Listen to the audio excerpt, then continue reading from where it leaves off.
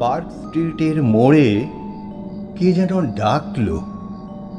আমি স্পষ্ট শুনতে পেলাম, কোথায় যাচ্ছ? কিন্তু কাউকে দেখলাম না। খুব জোরে ব্রেক কষলাম, জুতোটা একটু ঘষলাম ক্লাচের ওপর। না, কোথাও কেউ নেই। আয়নার ভেতর পেছনে শেক্সপিয়র সরণি পর্যন্ত পিচের রেখা ছাড়া কিচ্ছু নেই। কিন্তু সিট ছেড়ে নেমে এলাম না। আবার ধীরে ধীরে গিয়ার চড়ালাম। কাউকে দেখলাম না। শুধু নিজেকে জিজ্ঞাসা করলাম, কোথায় যাচ্ছি? জাদুঘরের সামনে কি যেন অসাড়। রাস্তা রোধ করে পড়ে আছে। আবার খুব জোরে ব্রেক কষলাম, পাছে না, তা নয়। দেওদারের দীর্ঘ ছায়া। আবার যেন কে ডাকলো।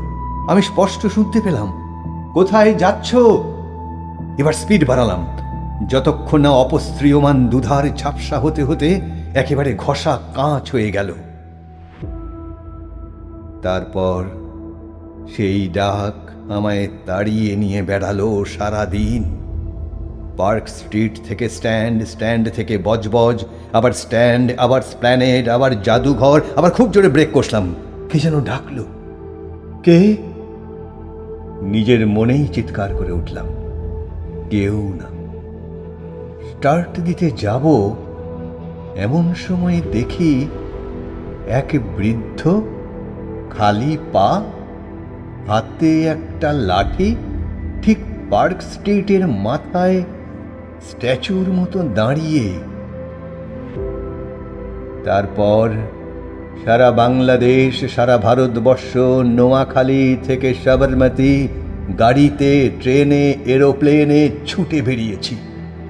আর ওই স্ট্যাচুর মতো লোকটা এক জায়গায় দাঁড়িয়ে আমার স্পিডোমিটারকে লজ্জা দিয়েছে। তাড়িয়ে নিয়ে বেরিয়েছে পথ থেকে পথে, পার্ক স্ট্রিট থেকে, বজবজ থেকে, কলকাতা থেকে, দিল্লি থেকে, কাজে অকাজে, ন্যায় অন্যায়, নিয়ম অনিয়মের এবড়ো থেব্ড়ো পথে ছুটতে ছুটতে কেবলই শুনেছি, কোথায় যাচ্ছে।